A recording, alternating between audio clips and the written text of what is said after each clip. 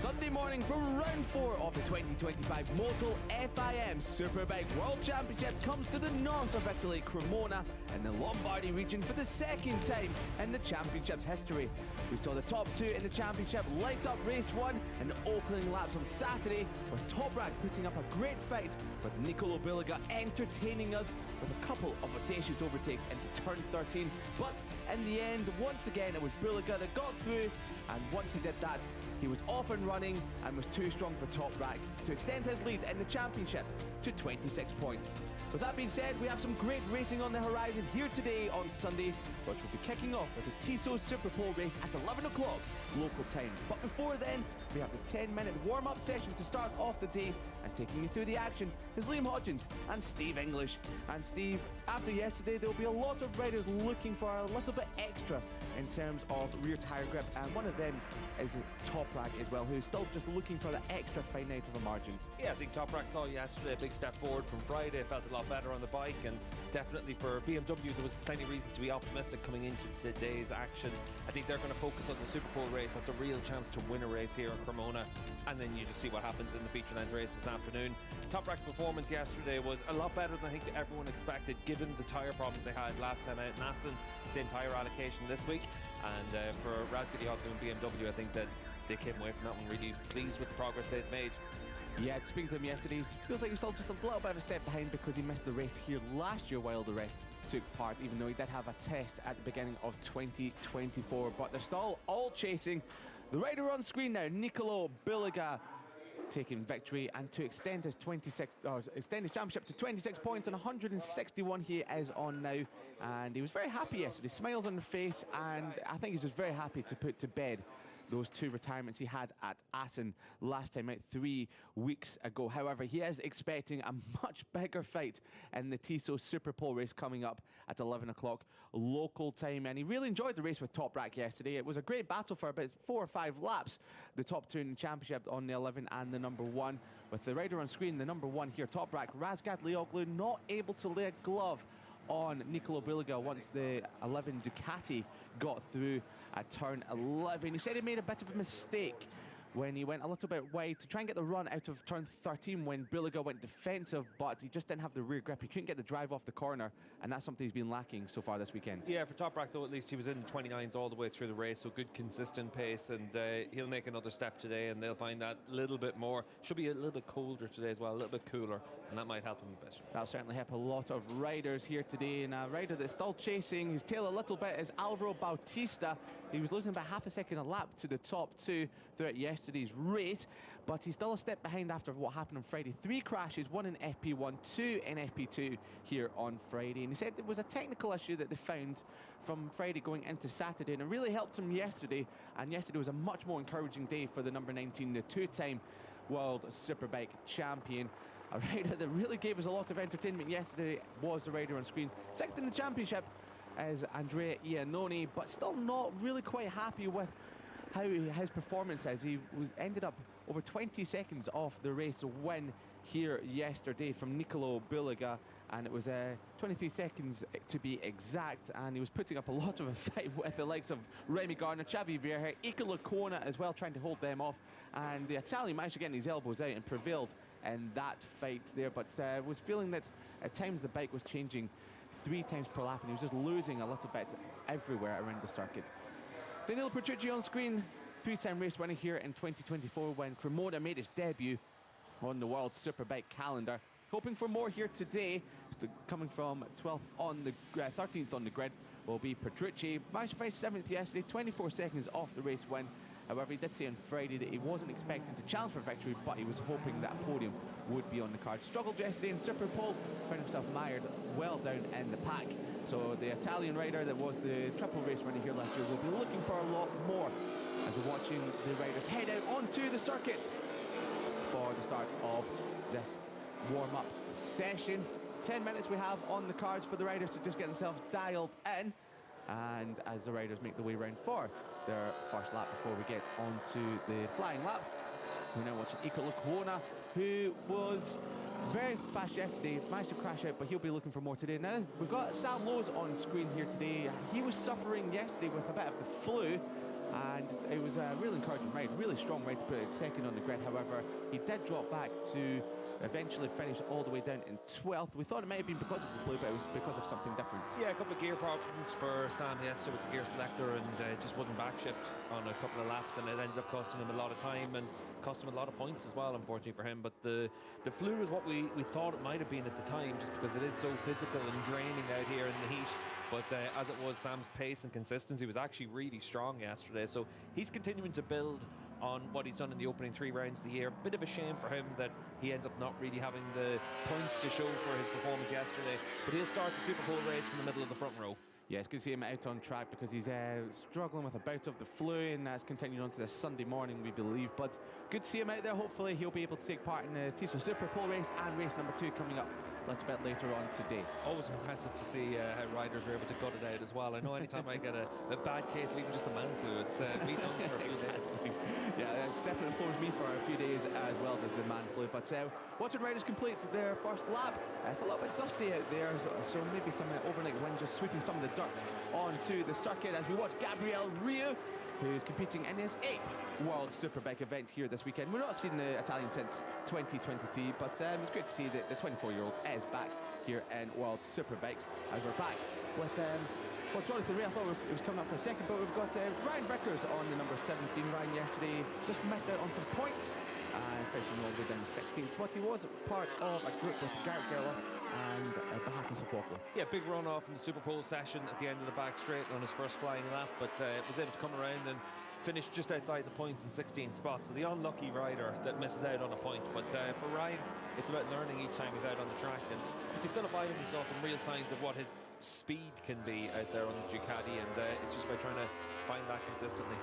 Remy Gardner, we just saw on screen, finished 6th yesterday, put up a great fight with Andrea Iannone, but with the top speed of that Ducati, really put paid to his progress. Just felt he had to just settle for 6th position, try and save the tyres because he didn't want to drop back even further. But a good showing from Remy Gardner after his podium last time out at Assen. Still saying he's getting his head around the new chassis. All the setups that they had previously do not work on the new bike, so they're now just finding their feet once again. And with Remy, he really is making a step forward. Yeah, Rem's making good progress with that bike. Needs to make it as well. He obviously is in a contract year, so wants to show Yamaha that he can be on that factory bike next year. Obviously, it could well be him and Locatelli on that factory seats next year. As we look at Domi Agutter as well, and the number 77 machine teammate to Remy Gardner. And yesterday, Domi was speaking to the media, and he was obviously disappointed with how his weekend's gone, qualifying down the field, not able to make that step, and then in the race he ended up finishing in 13th. He was at the back of that big group that went all the way up to P4, but he said that it's not normal to finish so far back from the race leaders, 30 seconds back, and that gives a good indication of where they need to make their steps. Yeah, it was really unhappy on Friday was Domi Agutter as well, found no feeling with the front of the bike. Another rider that was part of that battle that you just mentioned was the rider on screen, Axel Bassani. Maybe would have expected a little bit more from the BeMotor rider on number 47 yesterday after the pace he showed in FP2 on Friday. But Bassani finishing inside the top 10, 9th place for the Italian rider yesterday. He'll be looking for a little bit more here today. Yeah, obviously in Friday practice nothing really counts, so it's who's willing to put in that soft tyre, who's willing to qualifying simulation, as it is for Bassani. It's another one of those weekends where we've been able to see him running up inside the top 10, so a good step forward from last year. He finished ahead of his teammate Alex Lowe, so he's done his job for that race. But now we move into the Super Pole race, and the goal has to be finishing inside those top 9 positions. Give yourself a decent grid position for race 2. Yeah, it would be very important for all of these riders to stay inside the top 9. A rider that doesn't seem to have any issues so far this weekend. Topped every single session so far, excluding FP3 yesterday, but Nicola Billiga isn't here to just top every single session. He's here to get the maximum amount of points, and 25 came in the way of the Italian rider yesterday to extend that championship lead all the way up to 26 points. And it's Sunday morning here in Cremona, but he'll be hoping for no repeat of Assen last time out. And even though he says he's put it to bed what happened in Assen, you can maybe just expect there might be a little niggle on his mind that both those retirements happened on Sunday in the TISO Super Pole race and race number 2. So the Italian will be hoping to put that to the back of his mind, as Sam Lowes is showing no issues out there whatsoever. About to flew, what about to flew? He's just gone to the top of the standings, 0.2 of a second ahead of Andrea Iannone. Yeah, you can see for Nicola Buliga now 10th of a second up at the end of this split, and Buliga's been fast, consistent and confident all the way through the weekend. And I think the Super Pole race could be really interesting if if Lowe's is able to be fully fit for the race and keep himself in that lead group, it'll be interesting to see what he can do. But it's all about Toprak versus BlueSky again in that Superpole race. 10 laps, and Toprak's going to definitely think that there's a real chance to win that one and beat BlueSky. And we know what Toprak's like whenever he's got that opportunity. I think for the feature length races, he'll know to almost take that step back and see what you're able to get out of the race, but make sure at worst you finish second to BlueSky. Yeah, Toprak will be expecting the TISO Superpole race coming up in just under 2 hours time. Will be his best chance of a victory here today. 10 laps for the TISO Superpole race. We are looking at the reigning world champion now, and despite not finishing, or we're not winning the race yesterday, but finishing 2.8 seconds off Nicola BlueSky, he's still quite happy with his performance and the step forward that the BMW and himself are making here this weekend. And it's been a bit of a learning weekend for the reigning champion, considering he did miss the whole event last year. And if we know anything about Toprak, is that he knows how to make a step forward from Saturday into Sunday. Yeah, it was just when we got to about lap 15 that it started to be that case of BlueSky having that extra tenth or 2/10 of a second a lap on Toprak. From that point onwards, BlueSky was able to keep himself in the mid-29s yesterday, whereas Toprak drifted out to the high 29s, and that was the difference really between keeping BlueSky honest and just settling back for the 20 points and finishing in that second spot. But for Razgadioglu, I think he can be pretty pleased with that. This is going to be a tough weekend for him, but maybe in the Superpole race he'll just put the bit between his teeth and go for it, and Toprak can win that race for sure. And if he's able to stem the losses from this weekend, where BlueSky could potentially win both feature length races, Toprak the Superpole race, then it's a 7-point difference, and that's the kind of thing that Toprak has to keep chipping away at. Obviously the points gap keeps growing to BlueSky at that stage, but given how the first third of the season's gone, I think that Toprak, he knows that it's about trying to find some progress at some point during the summer. Yeah, it'll be maybe a bit of damage limitation before then for Toprak. Another rider that will be looking for a big result here today is Iker Lecuona. He has been extremely fast all weekend, was running in fourth yesterday, was bridging the gap between jumping away from the group for the battle for fifth place yesterday, before an unfortunate crash in towards turn number 2, an unforced error for the Spanish rider on the number 7 Honda.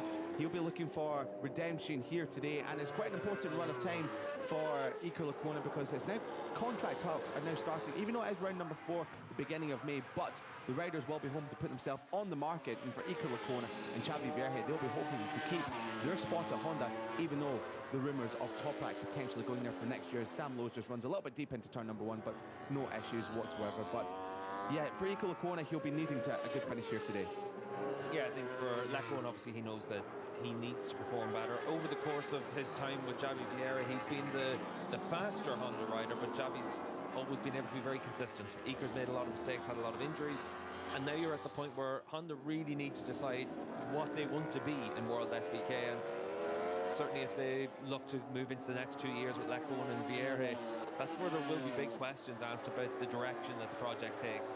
And I think that for both riders, they know that they need to be in a position to hold on to one seat, because in all likelihood someone else will come in to replace one of them, and that's one of the situations for both those riders that they know the pressure's on. Xavi came away with top 5 on the grid, finished inside the top 5 yesterday with a really good performance in fifth position.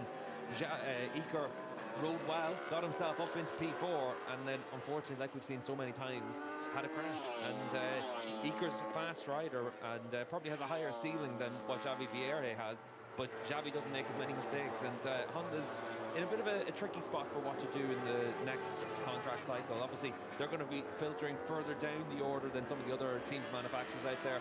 Toprak's going to be the domino that dictates everything, and then from that, if he's on the MotoGP grid, then BMW need to find a replacement for him, and looks like they're talking to plenty of riders, even the likes of Nicola BlueSky. BlueSky's probably using that as a little bit of a bargaining chip with Ducati. He wants to have an option to be on a MotoGP bike in 2027 as well, so maybe there's a situation arising where he's trying to use BMW just as that bargaining chip. If not, BMW's going to have a lot of budget if Toprak's not there, so do you just get paid then in that case? So it's one of those situations where everything hinges on Toprak, and then everyone else just falls into place. Yeah, once the Toprak domino has fallen, I'm sure we'll get lots of other dominoes to fall into place just after that, as Nicola BlueSky does top the session at 128.3. That's these lap times coming extremely easy for Nicolo Biliga. Just watching him for the last couple of laps, he was getting closer to Bautista, dropped away, and was easily able to eat into the time to the teammate just ahead of him. So Nicolo Biliga, once again, 0.2 of a second ahead of Sam Lowe's, and half a second ahead of his nearest championship rival, Top Rack Raz Gadlioglu. Don't read too much into the times in warm-up. We only had a 10-minute session. The riders are bedding themselves in for today. However, it is good to try and get some settings dialed in before the Tissot Super Pole race coming up in just over 1 hour and 50 minutes from now. Jonathan Rea completes his warm-up session, P19 for the 6-time champion, and Jonathan Rea just looking for a solid weekend, just get some consistent finishes under his belt, build up that bank of data inside his own mind and push on for Most in a couple of weeks' time, and maybe get some points here and there if he possibly can. Alex Lowe's, he comes to the final corner to complete his warm-up session on the Bimota, and for Alex Lowe's, he moves up to P6, and we'll be hoping to run around there a little bit later on today as Peter Reber just lifts his glasses up and goes, where did he end up there? But P6 for Alex Lowe's on the Bimota. Well, so the warm-up session is now complete. All the riders have taken the checkered flag, and the next time we will have the bikes running in anger will be for the 10-lap Tissot Super Pole race coming up at 11 o'clock local time. And for everyone else, it is all about, can they go with Nicolo Biliga here today? What can Top Rack Raz Gadlioglu do, the 2-time champion, the reigning champion on the BMW? He'll be looking towards the Tissot Super Pole race as his best opportunity to really scupper Nicolo Biliga's celebrations and maybe stop him from taking the treble here this weekend. Good effort from Sam Lowe's this morning.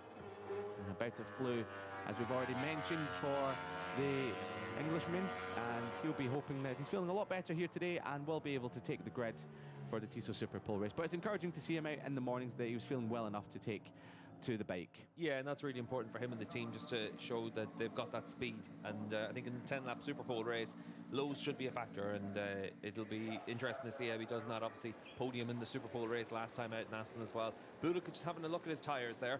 Nico did 6 laps during that course, that race stint, and we'll be able to get some information ahead of the Super Pole race. Yeah, great. Right there from Nicolo Biliga, as we're about to get the confirmation of the results for this morning's warm-up session for the Astrobus Italian round. So it's Nicolo Biliga leading the way, 0.2 of a second ahead of Sam Lowe's, half a second back with Top Rack Raz Gadlioglu. Axel Bassani continuing his strong showing of form ahead of Danilo Petrucci, Alex Lowe's, Andrea Iannone, Bautista and Licona, with Vierge rounding out the top 10. Further down, likes of Tommy Aguilar, Jonathan Rea and Andrea Locatelli will be looking for a little bit more here today. Garrett Gerloff, Taryn McKenzie rounding out the top 22 with Gabriel Rio and Zakwan Zedi, your finishers and riders. Strong run of pace from Nicolo Biliga, only 2 laps outside of the mid to low 128, and those were 2 laps that, well, his first one was his first flying lap, the second one was him backing away from his teammate Alvaro Bautista. Strong pace there from Sam Lowe's, consistently inside the high to mid 28 as well, and Top Rack started off on the low 29s, then dipped into the 28s before finding his feet in the 29s once again. So it looks like it's Nicolo Biliga still with the pace, but Sam Lowe's showing encouraging form here this morning despite his flu symptoms. So we look forward to seeing what he can do, but that's morning warm-up done and dusted, and it's Nicolo Biliga that takes the spoils on the first session on Sunday. Next time we will see you, it will be for the Tissot Super Pole race at 11 o'clock local time. We'll see you then.